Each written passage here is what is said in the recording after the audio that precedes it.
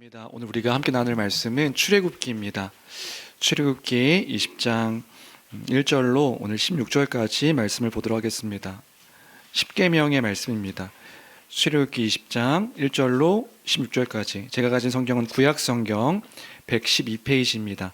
구약성경 112페이지 출애굽기 20장 1절로 16절까지입니다.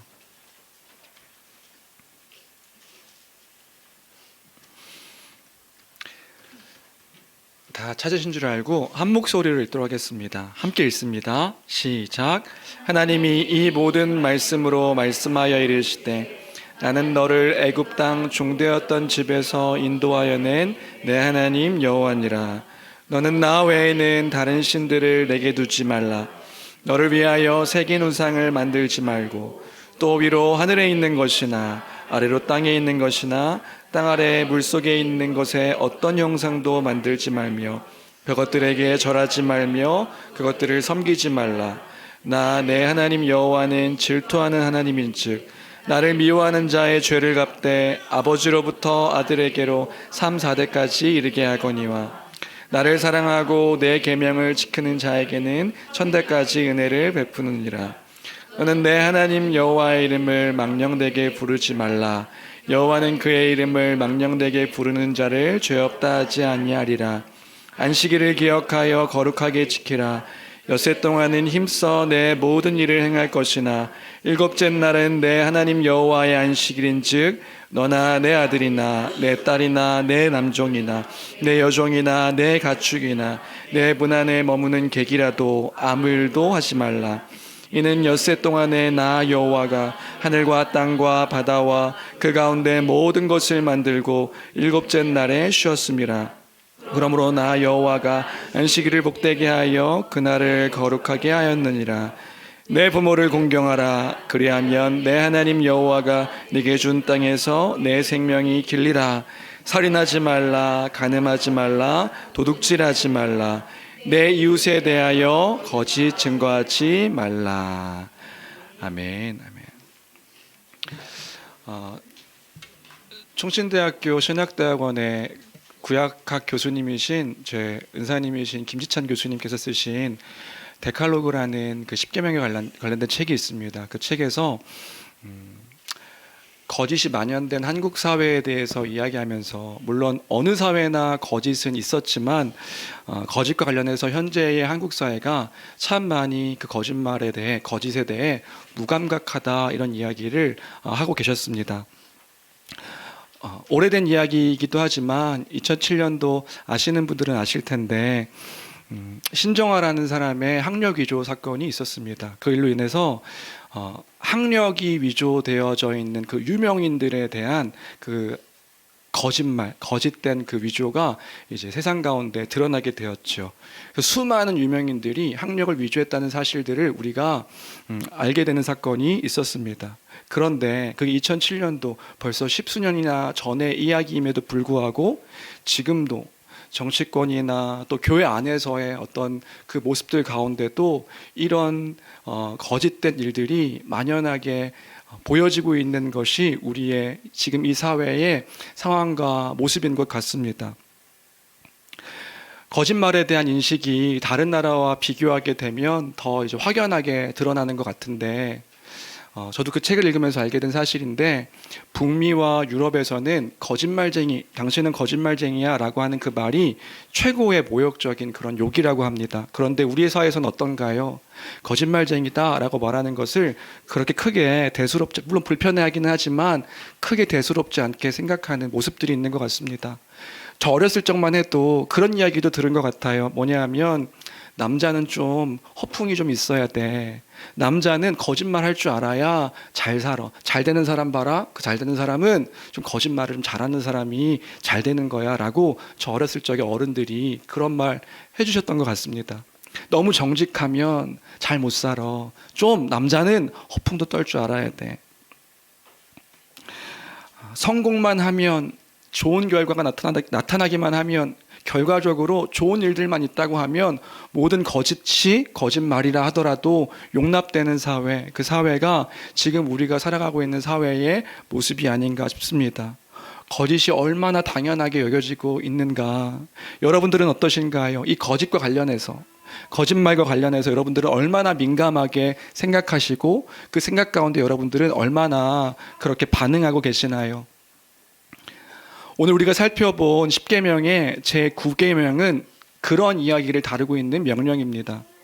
거짓과 관련되어서 금지하고 있는 명령이기도 하고, 말과 관련하여서 주의를 갖게 하고 있는 명령이 이 제10계명의 9계명에 대한 명령이다. 하나님께서 당신의 백성에게 명령하신 그 명령임을 기억할 때에 이것이 엄중한 명령임을 우리는 기억해야 될 줄로 믿습니다. 먼저 이 10계명, 9계명을 이제 살펴보면서 이 본문에 대한 이해를 먼저 하려고 하는데요. 지금 이 9계명은 무엇에 대한 계명인가? 짧은 계명이지요. 우리 16절 말씀 같이 함께 읽어볼까요? 함께 읽겠습니다. 시작. 내 이웃에 대하여 거짓 증거하지 말라. 여기서 먼저 이웃이 뭐냐? 이웃이 뭐냐고 했을 때 그 단어의 의미는 친구, 동료, 그리고 가까운 사이든 먼 사이든 모든 것들을 이제 포함하고 있는 단어가 이 이웃이라는 단어입니다. 그러니까 이 명령은 지금 누구를 대상으로 하고 있는 것이냐? 모든 사람을 대상으로 이야기하고 있는 것이다. 먼 사람이라 할지라도, 잘 모르는 사람이라 할지라도 이 범위 안에 들어가 있는 것입니다. 아, 그렇구나. 또 하나, 거짓이 뭔가요? 여기서 말하는 두 번째로 거짓이란 단어가 뭐냐? 거짓이라는 것은요, 사실과 다른 것. 우리가 잘 알고 있는 단어이기도 해요. 사실과 다른 것. 사실이 아닌 것을 사실처럼 꾸며내는 것, 이것을 거짓이라고 합니다. 다시요. 사실과 다른 거예요. 사실이 있는데 사실과 다르게 꾸며내는 것, 그런 말과 행동, 그래서 다른 사람을 속이는 행동과 그 말을 거짓이라고 하는 겁니다. 그 모든 것들이 포함되어 있는 거예요. 사실은 A인데 A가 아니라 뭐 A에 살을 붙이든, 그러니까 A와 다른 어떤 말들로 그걸 꾸며서 이야기하는 것, 그리고 다른 사람을 속이는 모든 말과 행동들을 거짓이라고 하는 겁니다. 그것을 지금 이야기하고 있는 명령이다. 세 번째 단어는 뭐냐면요, 증거라는 단어입니다. 이 증거라는 단어가 무슨 의미냐 했을 때, 그렇게 거짓 증거하지 말라. 그럼 그 증거가 뭐냐? 특별히 이건요, 법정에서 사용되는 용어라고 합니다. 이 단어 자체가 1차적인 그 이미지는 뭐냐면 법정에서의 증언, 그 증인이 하는 그 말, 이 말을 담고 있는 단어가 여기서 말하는 증거의 단어인 거죠. 아멘, 그죠? 아멘. 오늘도 그냥 할렐루야, 그죠? 함께 반응합니다. 그 단어가 이제 이 증거라는 단어다. 지금 시대와 다르게 이게 수천 년 전에 쓰여진 모세가 기록한 이 율법임을 기억할 때에 고대 근동에서는요, 법정에서 증인의 역할이 굉장히 중요했습니다. 지금에야 법정에서 여러 가지 증거들이 있을 수 있죠. 뭐 CCTV나 또 뭐가 있나요? 녹음이나 계약서나 뭐 이제 지문이나 이런 것들이 증인보다도 더 증거의 효력이 더 많을 수도 있지만 지금 시대는요. 그런데 십계명이 기록된 수천 년 전에 그 고대 근동 지방에서는요, 그 문화에서는 CCTV도 없고 녹음하는 것도 없고 아무것도 없으니까 뭐가 가장 효력이 있는 어떤 증거가 되었냐 하면 증인의 말이요. 어떤 사람이 목격했다고 말하는 그 증인의 그 증거가 중요한 어떤 그 법적인 증거가 되었던 것입니다. 그래서 누군가 말하는 그 말 한마디에 한 사람의 생명이 왔다 갔다 할 수도 있는 일이 발생하기도 하고요. 한 사람의 명예와 평판이 좋아졌다가 나빠졌다가 하는 일들이 생길 수 있었던 것입니다. 물론 지금 시대도 그렇죠. 근데 지금 시대보다 한 사람의 말이, 한 사람의 그 증언이 중요했던 시대가 이 지금 십계명이 기록되어졌던 이 시대의 모습이었던 것이지요. 그래 생각해 보세요. 한 사람이요, 보통은 지금 이제 현대화가 되고 산업화가 되어서 도시 안에 사람들이 살아가고 있지만 보통은 한 마을에 사람들이 함께 살았습니다. 한 마을에 사람들이 살아가는데 어떤 사람에 대해서 그렇게 거짓된 증언을 하는 거예요. 김 씨가 일을 잘 못한대. 그러면 그 김 씨는 그 한 마을에서 어떻게 될까요? 그 사람에게 일을 맡기지 않는 거예요. 정 씨가 물건을 속여서 팔았대. 그럼 그 사람은 어떻게 되는 거예요? 그 정 씨는 그 마을에서 물건을 팔 수 없는 사람이 되어지는 것입니다. 박 씨가 뭐 음식 만드는데 그 음식 만드는 데다가 독을 탔대. 그럼 어떻게 돼요? 그 사람은 독탄 나쁜 사람이 되어지는 것이 그 당시의 문화의 모습이었던 것이지요. 한 마을에서 매장이 되는 겁니다. 농부는 평판이 안 좋아져서 물건을 팔 수 없게 되고요. 어떤 사람의 경력은 한 사람의 그 말로 인해서 그 경력이 수포로 돌아가지는 일들이 이제 발생하게 되었던 것입니다. 이런 맥락 속에서 지금 그 명령을 하고 있는 거예요. 그 한 말이, 한 사람의 그 증언이 그 이웃의 인생을 망가뜨릴 수 있으니, 망가뜨릴 수 있는 일들이 발생할 수 있으니 그것을 금지하고 있는, 그 말을, 거짓 증거를 금지하고 있는 명령이 구계명이다. 이웃에 대해서 거짓 증거하지 말라. 사실이 아닌 것들을 꾸며내서 이야기하지 말라. 그리고 또 기억해야 될 건 뭐냐면 재판장이 있음을 기억하라고 지금 명령하고 있는 것이지요. 그 재판장이 있음을 재판장은 누구신가요? 하나님이 재판장이신 거예요. 그 재판장이 있음을 기억하여 거짓 증거하지 말라, 이렇게 엄중하게 명령하고 있는 계명이 구계명이다. 그것이 구계명이 말하는 핵심의 내용이었습니다. 그러면 이제 그게 구계명의 내용임을 기억할 때에, 그러면 이 구계명을 주신, 하나님께서 이 구계명을 허락하신 근본적인 이유가 뭐냐, 우리는 생각할 필요가 있습니다. 하나님께서 이 구계명을 왜 주셨는가?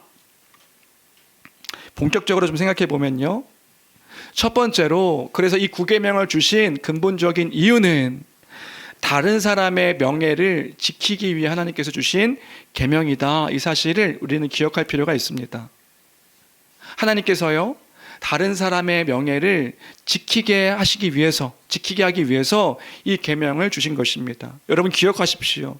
하나님은 하나님의 명예만큼이나 다른 사람의 명예, 다른 사람의 어떤 그 가치 평판을 귀하게 여기시는 분이십니다.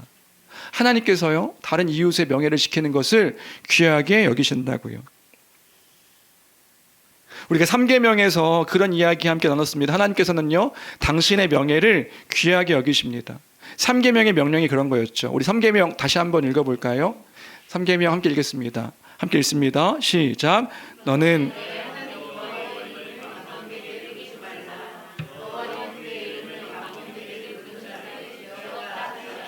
네, 하나님의 이름을 망령되이 부르지 말라, 이렇게 명령하셨습니다. 왜요? 왜냐하면 하나님의 이름은 곧 하나님을 의미하는 것이기 때문에 그랬던 것입니다. 그 이름을 들어서, 하나님을 들어서 공허하게 헛되게 사용되는 것, 그것은 하나님을 모욕하는 일이며 하나님의 명예를 실추시키는 그런 일이기 때문에 당신의 백성들에게 그 명예를 더럽히지 말라, 그렇게 명령하신 것입니다. 그래서 우리가 함부로 하나님의 이름을 사용해서는 안 됨을 우리가 함께 기억했지요. 이런 것 옳지 않은 것이다. 하나님의 뜻입니다. 하나님께 기도했는데 하나님께서 이런 감동을 주셔서, 하나님이 제게 이런 마음을 주셔서 하나님이 지금 이 일들을 하라고 하십니다. 하나님이 이 일을 하게 하셨습니다. 우리는요, 자신의 뜻과 나의 생각을 하나님의 이름을 들어서 하나님을 빌어서 그렇게 표현하는 경우들이 참 많은데, 그것 자체가 하나님의 이름을 망령되이 일컫는 그런 행동일 수 있다. 두려워해야 되는 일이다. 이 사실들을 우리가 함께 나눴었습니다. 왜요? 왜냐하면 그것은 하나님을 왜곡할 수 있는 일이기 때문에 그렇습니다. 하나님은 그런 분이 아니신데, 심지어 불법을 행하고 부정직하게 행동하면서도 자신의 뜻과 자신의 마음과 자신의 생각과 자신의 계획을 하나님이라는 포장지에 감추어서, 내가 기도했더니 하나님께서 지금 이런 마음을 주십니다. 하나님이 이 일들을 하라고 하셨습니다. 이건 하나님을 모욕하는 일이기 때문에 이건 두려운 일이다. 함부로 그 하나님의 이름을 그렇게 갖다 쓰는 것이 아니다. 그 이야기가 3계명의 핵심적인 내용이었죠. 얼마나 두려운 일입니까? 얼마나 무서운 일입니까? 근데 우리가 얼마나 이것을 가볍게 생각하며 사용하고 있습니까? 그건 하나님을 모욕하는 일이다. 그걸 하나님께서는 하지 말라고 명령하신 것입니다. 그리고 우리가 함부로 오 마이 갓! 지저스 크라이스트, 우리 외국 영화의 영향을 받아서 이걸 얼마나 많이 가볍게 사용하는 일들이 많은가. 그것도 옳지 않다. 하나님의 이름은 그렇게 가볍게 사용할 수 있는 이름이 아니다. 하나님의 백성임에도 불구하고 그렇게 함부로 사용하는 것 자체가 하나님을 모욕하는 일이며, 하나님은 그렇게 당신의 명예를 실추시키는, 떨어뜨리는 일들을 하지 말라고 명령하셨습니다. 그것을 금지하는 명령이 3계명이었죠. 그런데 이 명예와 관련해서 구계명에서는 하나님에 대한 명예를 지켜야 된다는 것과 동시에 구계명에서는 뭘 말하고 있는 거냐 하면 다른 사람과의 관계에서도 하지 말아야 할 행동으로 다른 사람의 명예를 지켜줘야 되는 것임을 우리에게 말씀해 주고 있는 것입니다. 그럼 왜 다른 사람들에게 거짓 이야기를 하며 그렇게 모욕적인 일들을 하면 안 되는 걸까요? 다른 이웃에게 거짓 증거를 하면 안 되는 걸까요? 그게 거짓말이, 거짓된 행동이 그냥 나쁜 것이니까 이런 문제가 아니라고요. 왜냐하면 그 다른 사람이요 하나님의 형상대로 창조되어진 그런 존재이기 때문에 그런 것입니다. 그러니까 우리가 거짓 증거를 하지 말아야 되는 이유는 뭐냐 하면, 다른 사람에게 거짓말을 해야 되지 말아야 되는 이유는 뭐냐 하면, 그 다른 사람이 하나님의 형상으로 창조되어진 존귀한 자이기 때문에, 하나님의 모습을 따른 그런 자이기 때문에 우리가 함부로 그 다른 사람의 명예를, 다른 사람의 어떤 그 평판을 실추시키면 안 되는 거다. 속이면 안 되는 거다. 하나님의 존귀함을 따라 창조되어진 그런 우리 사람임을 기억할 때에 그 사람에 대해서 허위의 사실을 퍼뜨려서 그 사람의 명예를 실추시키면 안 되는 것이고, 또 다른 사람을 속이고 거짓되게 이야기하고 그 사람을 다른 사람에게 또 증거하고 그 사람을 해야 하는 어떤 말들을 하면 안 되는 것이다. 그것을 지금 이 구계명에서는 염두에 두며 이야기하고 있는 것이란 말이지요. 결코 작은 일이라고 할 수 없는 것입니다. 거짓은요, 그 말은요. 결국적으로 다른 사람에게 거짓된 증거를 하고 거짓말을 하는 행동은 결국 우리가 기억해야 될 건 뭐냐면요, 하나님을 대적하는 일이구나, 이 사실을 기억해야 된다고. 단순히 거짓말은 윤리적으로 나쁜 거니까 이게 아니라고요. 하나님을 대적하는 일이 되는 거라고요. 그러니까 그렇기 때문에 우리는 두렵고 떨림으로 그 일들을 하면 안 되는 거란 말이에요. 물론 거짓말 자체도 윤리적으로 잘못된 것이라고 이야기할 수 있어요. 그런데 우리가 두려워하지 않는다고요. 거짓말, 그럴 수 있지. 특별히 한국 사회에서는요 그렇다고요. 아까도 남자는 허풍 좀 떨어야지, 거짓말 좀 할 줄 알아야지. 그런 문제가 아니란 말입니다. 하나님과 관련되어서 우리가 이것들을 생각할 때에요, 그 사람의 명예를 실추시키고 그 사람을 속이는 일로 끝나는 것이 아니라 하나님의 명예를 실추시키고 하나님의 형상대로 지음받은 나, 하나님의 형상대로 지음받은 다른 이웃, 그 이웃의 명예를 실추시키며 하나님의 명예를 실추시키는 일이 되어지는 것이기 때문에 우리는 이 거짓과 거짓말에 대해서 가볍게 생각하면 안 되는 것이다. 하나님을 향해 무가치하게 행동하는 일이 되어지기 때문에 이걸 가볍게 생각하면 안 되는 것이다. 이것이 구계명을 주신 근본적인 이유다. 이 사실을 기억하는 우리가 되어야 합니다. 그 첫 번째고요. 두 번째로 생각할 수 있는 건 뭐냐면요, 왜 우리가 거짓 증거를 하면 안 되고 거짓 말을 하면 안 되는 것인가, 거짓을 행하면 안 되는 것인가. 두 번째는요, 그것이 하나님의 본성이 아니기 때문에 그런 거예요. 하나님은요, 그분의 본성상 거짓이 없으신 분이시지요. 우리가 믿는 하나님은 어떤 분이십니까? 그분은 선하시고요, 그분은 진실하세요. 그 하나님이요, 선하시고 진실하세요. 그 말씀은 그래서 진리라고 이야기하고요, 그 말씀은 진실합니다. 그것이 우리가 진실을 강조하며 말해야 하는 근본적인 이유가 되는 거예요. 당신의 거룩한 백성인 교회가 해야 할 태도인 그 이유는 뭐냐면, 우리가 믿는, 우리를 부르신 하나님이 선하시며 진리이시며 진실하신 분이시기 때문에 그런 거예요. 그 하나님을 드러내고 그 하나님의 귀함을 나타내는 우리가 거짓을 가볍게 여기고 거짓된 것을 서슴없이 행하고 그렇게 모습을 보인다면 어떻게 우리가 하나님 백성이라 할 수 있으며 어떻게 그게 바르고 귀한 인생이라고 이야기할 수 있겠냔 말이에요. 다른 사람을 해하고 다른 사람을 속이고 깎아내리는 일들로 가득한 삶을 산다고 생각해 보십시오. 그게 우리가 바른 인생이라고 생각할 수 있겠습니까? 귀한 인생이라고 그렇게 하나님께서 칭찬하시겠습니까? 아니란 말입니다. 그것이 복된 삶이라고요? 아니란 말이에요. 하나님의 본성과 다른 모습, 다른 것이기 때문에 우리는 거짓을 행하면 안 되는 것이다. 여러분, 성경을 보니까 거짓은요, 그거 아세요? 하나님 본성이 아니라 마귀의 본성이더라고요. 거짓은 마귀의 본성입니다. 그래서 여러분들에게 예수님의 말씀을 전합니다. 우리 요한복음 8장 43절 44절인데요. 예수님께서 당신의 제자들에게 이렇게 말씀하십니다. 그리고 그 함께 있는 사람들에게 이렇게 말씀하시지요. 함께 읽겠습니다. 시작. 어찌하여 내 말을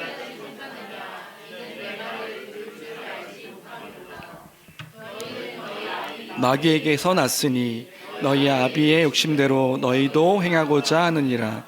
그는 처음부터 살인자요 진리가 그 속에 없으므로 진리 서지 못하고 거짓을 말할 때마다 제 것으로 말하나니 이는 그가 거짓말쟁이요 거짓의 아비가 되었습니다. 여러분 기억하십시오. 거짓의 아비가 마귀입니다. 그 사단은 창조 때부터 그 사람을 속이는 그 일들에, 거짓으로 속이는 일들에 서슴지 않고 행했습니다. 죄 가운데 거하도록 사람을 유혹했습니다. 거짓으로요. 하나님 말씀을 왜곡하며 끝까지 거짓으로 유혹했습니다. 우리가 그 사실을 기억해야 되는 거라고요. 우리가 거짓말을 하고 거짓을 행할 때마다 이건 지금 누구와 교제하고 있는 것인가, 사단과 마귀와 교제하고 있는 것임을 기억할 필요가 있는 거예요. 아까 김지찬 교수님이 쓰신 데칼로그라는 책을 보니까 하루는 김지찬 교수님이 저 부산에 지금은 이제 소천하신 정필도 목사님, 수영로교회 정필도 목사님과 식사할 기회가 있어서 식사하다가 그런 질문을 하셨다고 해요. 요즘 목회자들이 너무 많이 거짓말하는데 이 거짓말에 대해서 목사님은 어떻게 생각하십니까? 제 표현이 아닙니다. 거짓말을 하는 놈들은 마귀 새끼지. 거짓말하는 것들은 마귀 새끼야. 그렇게 속 시원하게 말씀하셨다라고 책에 기록되어 있었습니다. 교수에서 자기는 학생들에게 그렇게 얘기할 수는 없는데 목사님이 그 원로 되신 그 어른 목사님이 그렇게 말씀하시니 속이 시원하더라. 뭐 그런 표현으로 적혀 있더라고요. 누군가 여러분들에게 우리가 거짓을 이야기할 때 그렇게 얘기하면 불편할 수 있는데 여러분 기억하셔야 되는 거라고요. 그건 마귀의 유혹 가운데 우리가 있는 것입니다. 우리가 거짓을 이야기하고 거짓 증거를 하고 무언가 그 말에 대해서 옳지 않은 것들을 행할 때에 그건 마귀의 자녀의 모습의 행동을 하고 있는 것이다. 그럼 한편으로 두려운 일이 되는 거죠. 하나님의 성품을 반영하는 것이 아니구나. 지금 내가 뭐 하고 있는 것이? 지금 마귀의 본성을 따라 지금 내가 행하고 있는 것이구나. 이 사실을 우리가 기억해야 되는 것입니다. 하나님과의 교제의 삶은 어떤 건가요? 참된 것을 말하고 진실을 말하는 삶이며 진리를 따라 행하는 그러한 삶의 모습이 되어지는 것이겠지요. 다른 사람을 해하는 것이 아니라 다른 사람을 살리는 말과 행동으로 살아가는 것입니다. 그것이 구계명의 또 구계명을 주신 본질적인 이유다. 이게 두 번째인 거고요. 세 번째로 이 계명을 주신 본질적인 이유가 뭐냐? 세 번째로요. 하나님께서 사람에게 주신 말이요 하나님의 귀한 선물이기 때문에 우리는 거짓 증거를 하지 말아야 되는 것입니다. 이 말 자체가 하나님께서 주신 귀한 선물임을 기억할 때에 우리는 이 구계명, 다른 이웃을 해하는 거짓 증거를 하지 말아야 되는 것이다. 여러분, 사람과 사람이 대화하는 이 의사소통이라는 건요, 우리가 어떤 의미에서 항상 사용하다 보니까 가치 있고 귀하게 생각하지 않는 경우가 참 많은 것 같아요. 그런데 그거 아시나요? 하나님께서요 사람에게만 허락하신 그런 선물입니다. 다른 동물들에게는 언어나 말을 주지 않으셨다고요. 하나님의 그 능력을 따라 그 말씀으로 또 알게 하시고 또 보게 하시고 또 교제케 하시기 위해서 허락하신 선물이 이 말, 언어, 의사소통임을 우리가 잘 기억해야 될 필요가 있습니다. 그럼 하나님께서 귀하게 주신 선물인데 우리가 어떻게 사용해야 되겠습니까? 하나님은 그 말씀을 따라서 우리에게 말씀하시고 그 말씀을 지켜가시고 그 말씀을 따라 행하시며 그 말씀을 통하여 소망케 하시는 그 하나님이십니다. 그리고 이 말씀을 통하여서 하나님과 교제케 하셨고요. 이 귀한 선물로 이 의사소통, 이 말하는 것들을 우리에게 허락해 주셨단 말입니다. 그래서 이 말들로요, 다른 사람과 하나님의 형상으로 창조되어진 다른 사람들과 교제하며 하나님을 드러내고 하나님을 나타내도록 이 말을 주셨음을 기억할 때에 우리가 어떤 말을 해야겠습니까?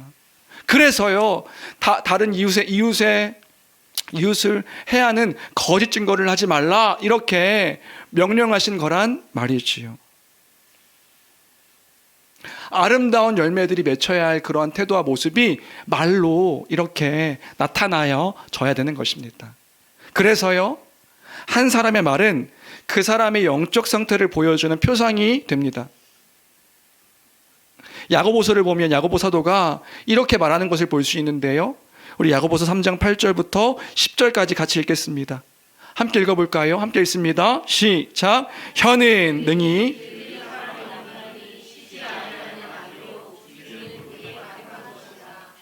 이것으로 우리가 주 아버지를 찬송하고 또 이것으로 하나님의 형상대로 지음을 받은 사람을 저주하나니 한 입에서 찬송과 저주가 나오는도다. 내 형제들아, 이것이 마땅하지 아니하니라. 여러분 잘 기억하십시오. 지금 야고보 사도가 이럴 수 있다, 이렇게 얘기하는 게 아니라고요. 우리가 한 입에서 하나님을 찬송하는 찬송과 이웃을 하나님의 형상대로 창조되어진 이웃을 해야 하는 저주가 함께 나온다. 야, 입이 참 우리가 참 그래, 이 이야기를 하고 있는 것이 아니라 뭘 이야기하고 있냐 하면, 형제들아, 이게 마땅하지 않은 일이다, 이 얘기를 하고 있는 거라고요. 그건 마땅하지 않은 일이다. 그 혀를 잘 길들일 필요가 있는데, 왜요? 그렇게 한 입에서 찬양과 저주가 동시에 나오는 것이 우리의 마땅한 모습이 아니기 때문에 그러지 말라, 이렇게 이야기하고 있는 거예요. 옳지 않은 일이다. 우리 입술 가운데 하나님을 찬양하는 찬양의 향기와 다른 이들을 사랑하고 섬기는 아름다운 삶의 그 입술의 열매들이 나타나는 우리가 되기를 주님의 이름으로 축원합니다. 그것을 기억하게 하기 위해서 이 구계명을 기억하라고 명령하신 것이다. 그 근본적인 이 명령을 주신 이유입니다. 세 가지 다시 정리하면, 첫 번째로 뭐라고요? 하나님의 형상대로 지음받은 다른 사람의 명예를 지키기 위해서, 더 나아가서 다른 사람의 명예를 지키고 또 나의 명예를 지키는 거죠. 거짓 증거를 이제 내가 하지 않으니까 결국에는 하나님의 명예를 지키는 일이기 때문에 거짓 증거하지 말라, 이렇게 명령하신 것이고요. 두 번째는 하나님 그분의 본성상 거짓은 하나님의 본성이 아니기 때문에 그런 것입니다. 그건 마귀의 본성이라고요. 그러니까 거짓 증거하지 말라, 거짓을 말하지 말라, 거짓을 행하지 말라, 이렇게 명령하신 것이다. 세 번째는요, 그만큼 말에 가치가 있는 것이기 때문에 그런 것입니다. 하나님께서 우리에게, 사람에게 주신, 귀하게 주신 선물입니다. 그 선물을 어떻게 사용해야 되겠습니까? 내 거니까, 어차피 내게 주신 선물인데 내가 어떻게 써도 상관없는 거지, 이게 아니라 귀하게 사용해야 되는 거죠. 귀하게 주신 것 따라 하나님을 드러내고 나타내는 선물로 잘 사용하는 우리가 되어야 되는 것입니다. 이제 왜 주셨는가, 이렇게 우리가 살펴봤으면, 마지막으로 그러면 이 구계명을 어떻게 적용할 것인가. 내 이웃에 대하여서 거짓 증거하지 말라, 이것을 어떻게 우리의 삶 가운데 적용해야 될 것인가 생각해 보고자 합니다. 어떻게 적용하면 좋을까요? 가장 먼저는요, 우리가 기억해야 될 것이 있습니다. 우리가 이 거짓에 대해서 누구도 자유로울 수 없다는 사실을 기억하는 우리가 되어야 합니다. 나를 돌아볼 때에 이 거짓에 대해서 우리가 아니라 내가 자유로울 수 없는 자임을 우리는 기억해야 되는 거예요. 사람은요, 일평생 살아가는 동안 말을 하지요. 누구든 말을 합니다. 말을 하며 사는 존재이지요. 자기가 관심 갖는 모든 영역에서 말하는 것을 좋아합니다. 여러분, 말하는 것이 나쁜 것이 아니라는 거예요. 말하는 게 나쁜 거냐? 아니요. 말하며 우리를 표현하고 그 사랑하는 것을 이제 드러내고 표현하는 것은 하나님께서 주신 귀한 선물인 겁니다. 오히려 우리는 말을 함으로 하나님의 아름다움과 그의 선하심과 그의 인자하심을 드러내는 우리의 삶을 보여야 되는 거죠. 말해야 합니다. 서로가 가진 지식을 공유하고요. 서로가 사랑을 나눔을 통해서 교제하며 살아가야 되는 거예요. 그 가운데서 자신에 대해서 말하기도 하고 다른 사람에 대해서 말하기도 하는 것, 이게 나쁜 게 아닌 겁니다. 그런데 그러한 때에 우리가 기억하고 잊지 말아야 되는 것이 있다고요. 뭐요? 거짓과 관련된 그런 일들에 우리가 노출되어져 있다. 우리가 본성상 우리 타락한 이 본성이 우리 가운데 여전히 있기 때문에 이 거짓에 노출되어 있는 우리란 사실을 우리는 잊지 말고 기억해야 되는 것입니다. 그래서요, 그 일들 가운데 죄를 짓지 않기 위해서 노력하는 우리가 되어야 되는 것이다. 다시요, 여기서 우리가 오해하지 말아야 될 것은 뭐냐면, 다른 사람에 대해서 말하는 것이 무조건 잘못되었다는 것이 아니에요. 다른 사람에 대해서 말하면 안 돼, 이게 아니라고요. 그런데 우리가 주의해야 될 건 뭐냐 하면, 타락한 본성상 다른 사람에 대해서 이야기할 때에 거짓된 것들을 이야기할 수 있고 죄 가운데 거하여 말할 수 있으니, 이런 우리의 상태임을 기억하는 것이 우리에게 중요한 것입니다. 우리가 그래요. 우리가요, 말하면서 나를 이야기할 때도 있고 다른 사람을 이야기할 때도 있어요.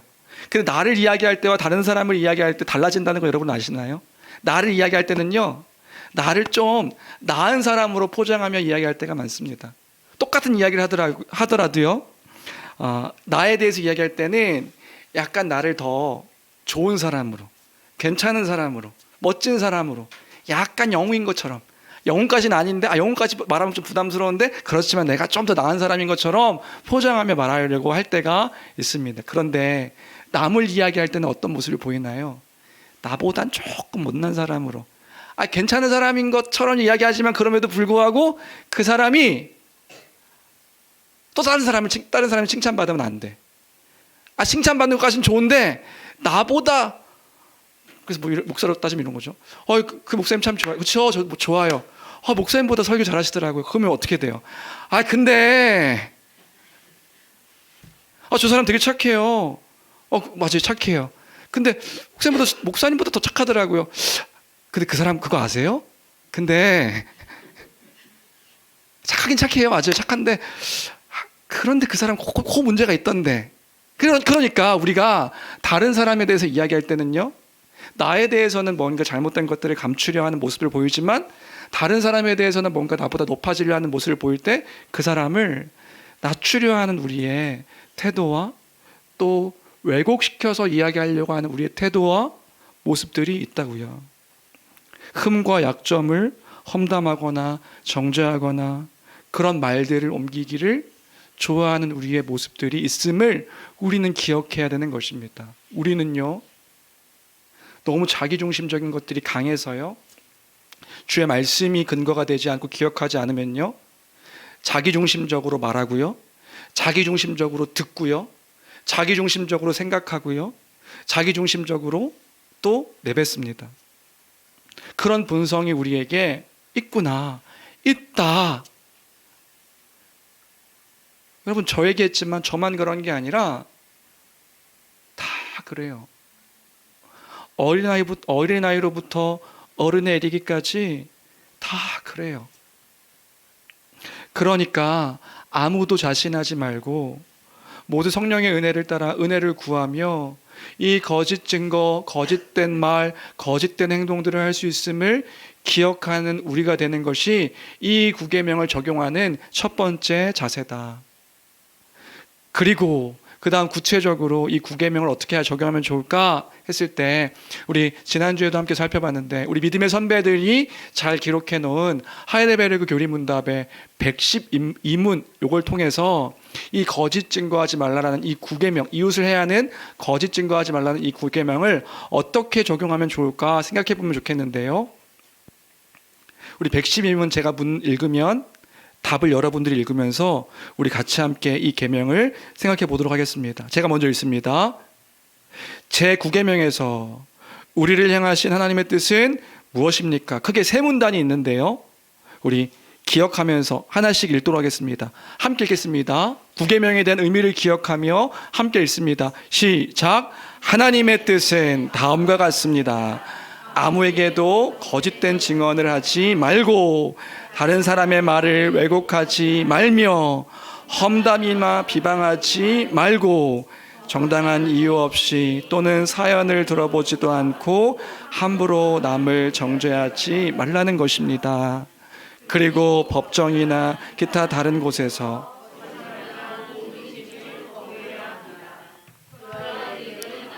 사용하는 수단이며 하나님의 무서운 진노를 초래합니다. 오직 진리를 사랑하고 진실을 말하며 그것을 공개적으로 인정해야 합니다. 그리고 이웃의 선한 이름을 보호하고 드높이기 위하여 최선을 다해야 합니다. 이것이 우리 믿음의 선배들이 우리가 기억하도록 또 요약해 놓은 교리의 내용이지요. 뭐 하지 말라는 거예요? 이 9계명을 향한 하나님의 뜻이 무엇이냐? 가장 중요한 실천, 제가 색깔로 이렇게 얘기했죠. 맨 첫 번째 문단 보여주시겠어요? 뭐 하지 말라는 거예요? 아무에게도 거짓된 증언을 하지 말아야 된다. 다른 사람에 대해서 거짓되게 이야기하거나 다른 사람의 그 말과 어떤 일들을 증거하지 말아야 되는 것이다. 여러분, 우리가 그래요. 분명히 알고 있는데 다른 사람에게 죄가 없다는 것을 알고 있으면서 어떤 한 부분을 부각시키기도 하고 어떤 한 그 사람을 깎아내리기 위해서 거짓된, 속이는, 사실과 다른 것으로 속이는 그런 일들로 우리가 행동하고 말하는 일들이 있을 때가 왕왕 있습니다. 다른 사람에 대해서 잘못되게 포장하고 사실과 다른 이야기들을 하는 경우가 얼마나 많은가. 이 9계명은 그것 하지 말라고요. 여러분, 제가 하나씩 예를 들어 보고 싶었는데 그 예를 들면 우리가 다 걸릴 것 같아서 시험 드실까 봐 제가 예를 하나씩 생각하다가 접었습니다. 왜요? 우리가 다 걸리는 일이기도 하거든요. 어떤 사람에 대해서, 미운 사람에 대해서 우리가 보이는 태도가 뭔 거예요?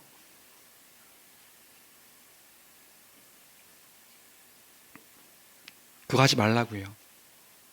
다른 사람에 대해 치명적인 피해를 입힐 수 있는 거짓말, 그것 옳지 않은 것이다. 조심해야 하는 것이다. 하지 말아야 되는 것이다. 내가 이것에 해당되는 그런 모습들이 있다면 이건 저에게도 마찬가지고요. 우리 모두에게도 마찬가지입니다. 그 거짓된 이야기를 하지 않는 우리가 되어야 합니다. 두 번째로 뭐라 얘기하고 있냐면 다른 사람의 말을 왜곡하지 말며. 여러분, 다른 사람의 말을 전할 때도 중요하고요. 다른 사람의 말을 듣는 것도 너무 중요합니다. 우리는요, 내가 듣고 싶은 대로 듣고 내가 듣고 싶은 대로 들은 걸 말하는 걸 되게 당연하게 생각하는 경우들이 참 많아요. 그게 아닙니다. 그 사람의 입장에서 듣고요, 그 사람을 해하려는 말이 아니라 그 사람을 살리기 위하여서 말해야 되는 거죠. 우리가 어떤 의미로 그 이야기를 했는지 때로는 알기도 하는데 그 아는 것을 다 배제한 채 그냥 내가 하고 싶은 말로 내뱉을 때가 얼마나 많은지요. 그게 아니라고요. 다른 사람이 한 말이 아니라 내가 듣고 내가 보고 내가 하고 싶은 말을 왜곡되이 전하는 것, 왜곡되이 듣는 것, 그거 하지 말아야 된다라는 것을 우리가 기억할 때에 그것이 죄인 거예요. 말이 조작되도록 왜곡시키지 말자. 이것이 우리의 두 번째 실천이 되어야 될 것입니다. 그래서 우리 성경 읽을 때도 문맥 안에서 읽어야 되잖아요. 내가 보고 싶은 대로 성경을 읽는 게 아니라 문맥에서 말하고 있는 그 내용 안에서 읽어야 되는 거잖아요. 그게 바른 성경을 이해하는 방법이었잖아요. 사람의 말도 마찬가지라고요.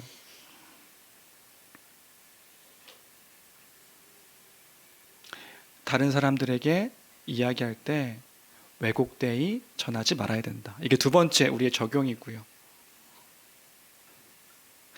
여러분 이렇게 얘기하고 제가 지금 예를 안 들었다고 그래서 그러게 목사님이 저러시면 안 되는데 이렇게 다른 사람을 생각하시면 안 된다고요.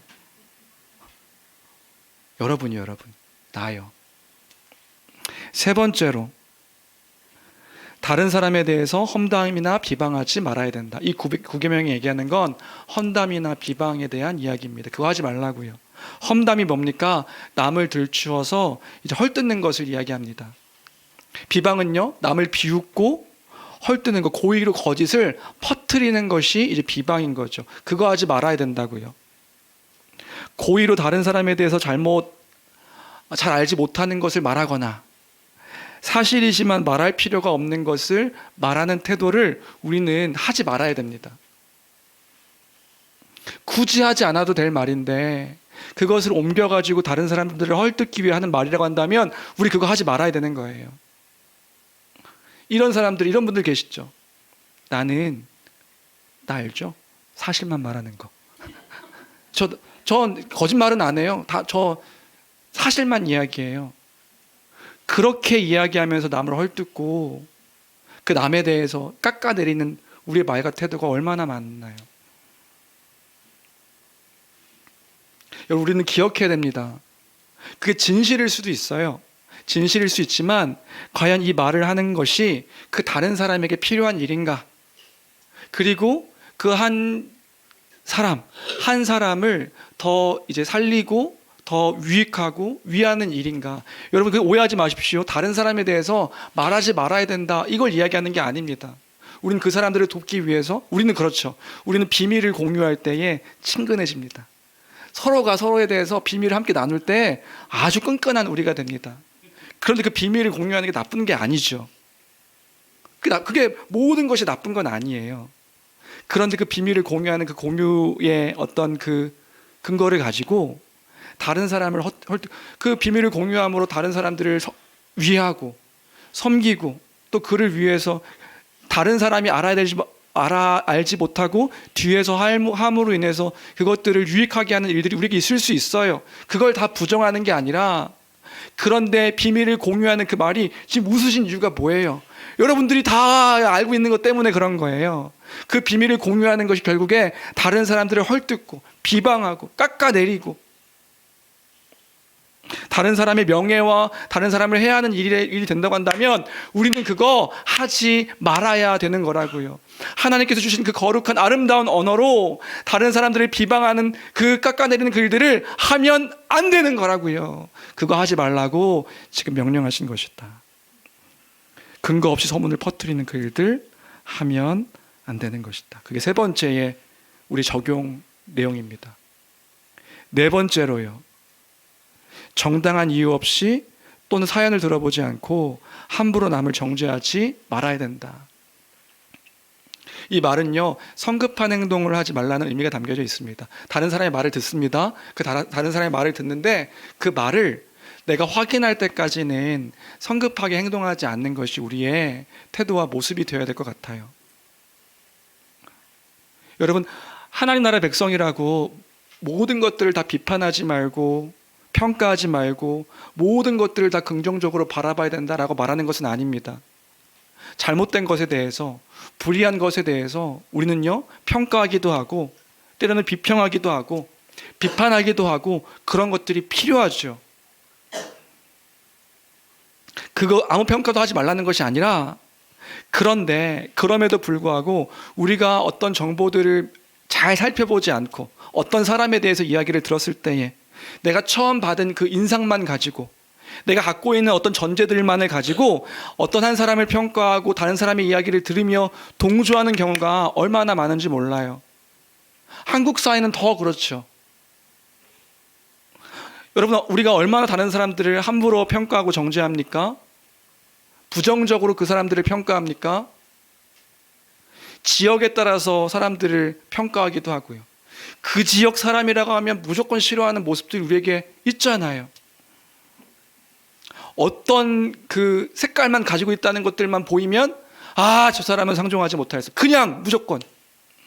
심지어 혈액형이 무엇인가요? 혈액형만 가지고도 그 사람을 평가하는 경우들도 있어요. 자라온 출신 배경, 자란 환경, 사람을 판단하고 평가하는데 그런 태도는 옳지 않다. 지금 이 시대가요, 지금 너무 혼란스러운 시대입니다. 편가르기가 만연해 있고요. 유튜브나 이런 어떤 매스미디어에 편중된 시각들이 우리 사고를 잡고 있어서요. 정치도 그렇고, 경제도 그렇고, 문화도 그렇고, 종교도 그렇고, 심지어 교회까지도 억측과 어떤 그 비방들이 만연한 시대를 우리가 살아가고 있습니다. 그리고 그 억측과 그 험담을 이야기하는 것들을 막 즐거워하면서 이것들을 막 흥분하는 모습들도 보게 되고요. 열광합니다. 그래서 방송과 기사에는 다른 사람들을 죽을 때까지 비방하는 거예요. 그 말도 안 되는 이야기들로 그 사람이 죽어야 끝나요. 얼마나 무서운 세상입니까? 우리는 그러한 모습들을 보이면 안 되는 거라고요. 책을 보니까 이런 내용이 있더라고요. 뭐냐면 어떤 기자가 SNS에 유명 정치인, 목회자, 운동선수에 대한 부정적인 내용을 SNS에 올렸대요.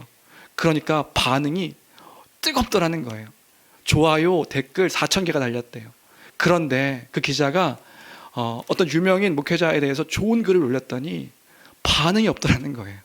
좋아요, 댓글 한 300개밖에, 부정적으로 얘기할 때 4,000개 달리던 게 긍정적인 어떤 이야기를 하니까 300개밖에 안 달리더라는 거죠. 이게 뭘 의미하는 걸까요? 그만큼 우리가 이렇게 부정적이고 다른 사람들을 헐뜯는 그런 내용들에 열광하는 거예요. 그거에 막 기뻐하면서 즐거움을 느끼는 거죠. 그리고 동조해요. 이런 시대입니다. 이런 시대에 거짓과 속임을 삼가하는 우리 교회가 되길 주님의 이름으로 축원합니다. 우리도 이러고 있진 않은가? 우리도 이러고 있진 않은가? 이 9계명은 이걸 금지하고 있는 명령이라고요. 그러면 우리는 어떤 삶을 살아야 됩니까? 우리 마지막으로 읽고 마무리하면 좋을 것 같은데요. 우리 같이 읽겠습니다. 함께 읽습니다. 시작. 오직 진리를 사랑하고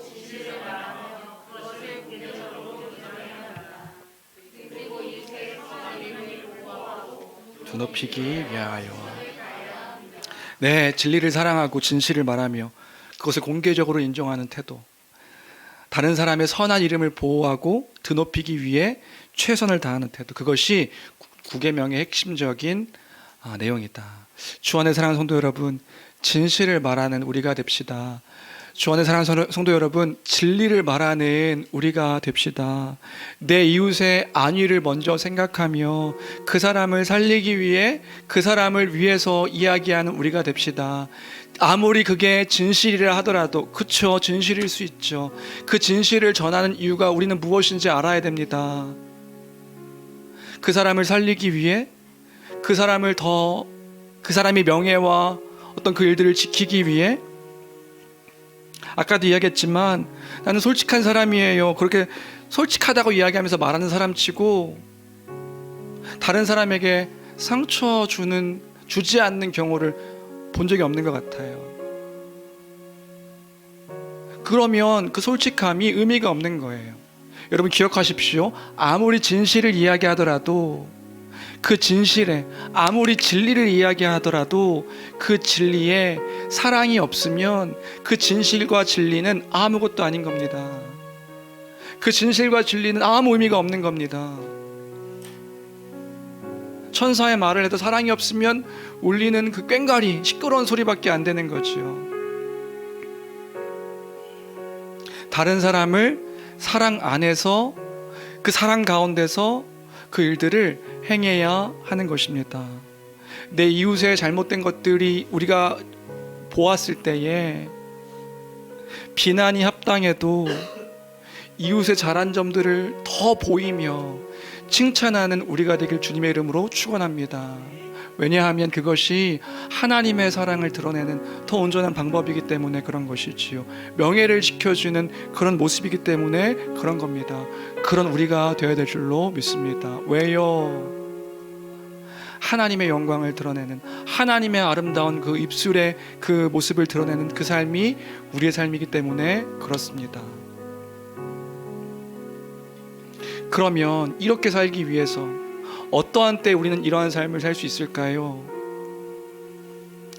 적어도 우리가 하나님의 사랑 가운데 거할 때에 그 사랑을 기억하여 내가 누구인지를 알고 내가 지금 어떠한 자인지를 기억할 때에 하나님의 뜻이 다른 사람을 살리는 게 하나님 뜻이지, 그 명예를 지키는 삶으로 내가 살아가야 되지, 하나님의 사랑이 내 안에 거할 때에 그 은혜가 나의 안에 풍성할 때에, 아까 영적 상태라고 이야기했잖아요.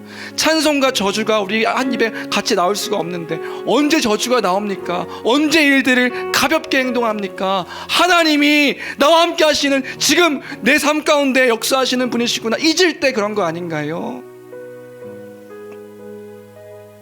그래서 오늘도 우리가 구해야 될 것은 하나님의 은혜와 사랑일 것입니다. 그 은혜가 내게 풍성할 때 다른 사람을 용납하고 용서하는 모습들도 더 풍성해질 것입니다. 주 안의 사랑하는 성도 여러분, 거짓이 난무하는 이 시대에 우리가 살고 있습니다. 이게 바른 세상의 모습이 아님을 기억합시다. 하나님께서 원하셨던 그 세상의 모습이 아님을 기억합시다. 그것이 아니라 서로 사랑으로 섬기며 아름다운 일들을 말하고 선포하며 감사하며 고백할 수 있는 우리 모든 교회 성도들 되기를 주님의 이름으로 축원합니다. 이런 말씀을